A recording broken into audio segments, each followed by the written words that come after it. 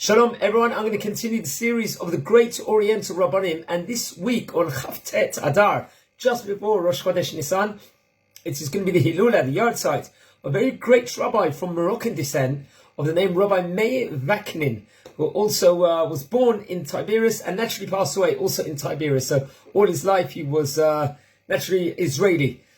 He was actually born back in the year 1885, we're talking towards the end of the 19th century, and passed away in the year 1975, at the age of around 90 years old. He was actually born, funnily, interesting enough, on the same Hebrew calendar date as Moshe Rabbeinu, on Zayin Adar. So very much great lineage within regards to the date of his, the date he was born. Very, very actually interesting. He was actually a son of another great prominent rabbi of Tiberius, Rabbi David Vaknin, who was also a great rabbi in Morocco before he had moved to Tiberius, and he also comes from the lineage of a very, very great rabbi, Rabbi Yosef Even Vaknin also, who was one of the great rabbis from Fez, from hundreds and hundreds of years ago.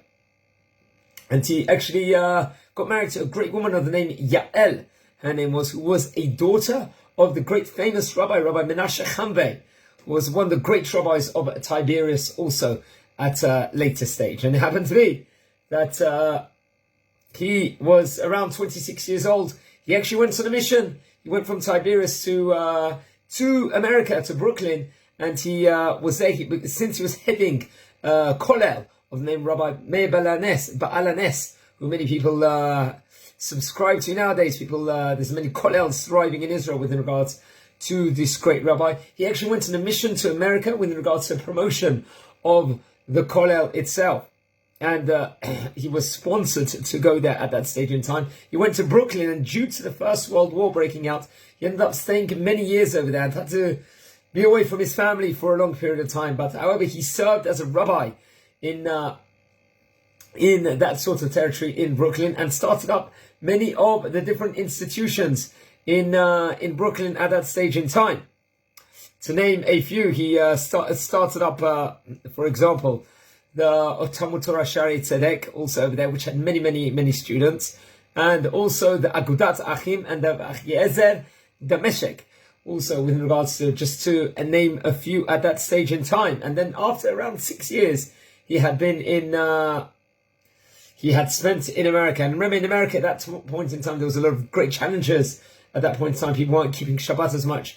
You couldn't hold a job. Some people couldn't, if they weren't to work on Shabbat. Many people gave up their jobs and their livelihoods, Mesirat Nefesh, for the Torah. However, it was a transition period at that stage in time. But he left at the end of the day. He left and returned to Tiberius some years later over there.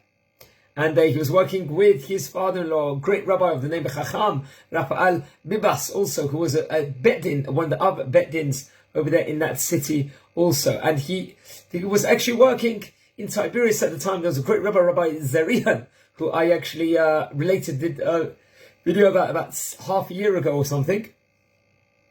Rabbi Yaakov Chai Zerihan, who, if you look at the previous videos I did, after he passed away in the year 1953, he took over as the head rabbi of the city of Tiberius, one of the four holy cities of Israel, and became an Av Bet Din over there, main judge in that presiding area at that stage in time also. And then after that, he actually became the Av Bet Din at that stage in time. He was known as a great rabbi. He was the main rabbinic figure at that point in time in this great city of Tiberius. He became a man people came to for tzedakah, people came to for advice. He ran basically the kollel and institutions of Rabbi Meir Ba'alanes at the time, and had the help of the philanthropist of the name Rabbi Yitzchak Shalom, who founded at that stage in time a yeshiva in that territory of the name Me'er Bat Ein Yeshiva, also there, which actually exists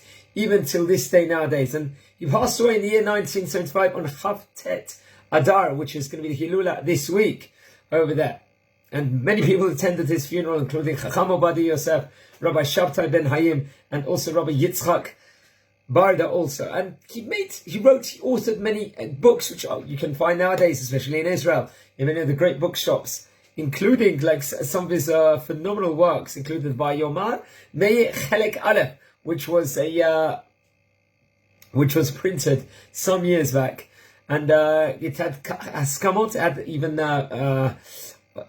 signatures from many of the great Rabbanim of Am Yisrael. He also had the publication of a Chelek Bet, also was made of 2 Chalakim at that stage in time. Another book he authored was Zichron Meir, which was also which had explanations, had drashot, which was divided into 3 different Chalakim with regards to various aspects of the Torah also. And he left many great Rabbanim also, for example, Rabbi Menashe Vaknin also, who actually became a head of one of the neighborhoods of Tiberius at that stage in time. And that was his son, naturally. And also the head of the institutions of Rabbi Meir Hanes. He was perpetuating those organizations, and left 2 great son-in-laws also, including many more, but 2 to mention was Harab Pinchas Vaknin, was also Shlomo Yaluz, and also Rab David Shalush also, who actually become Abedins of different places. Also, there was Rab Pinchas Vaknin, another one of his great sons, also, who taught many people in Yerushalayim, and had the great position in the Yeshivat Bet El, who I've spoken about before, and also Rab David Levi, who became the Rav of Tel Aviv, actually married his granddaughter, which a great tzaddiket of name Rabbanit Miriam Vaknin. So many great things. Let's light candles in his memory this week, and everyone have a fantastic day. And please listen and follow the series and subscribe to the channel. Have a great day, guys. Bye.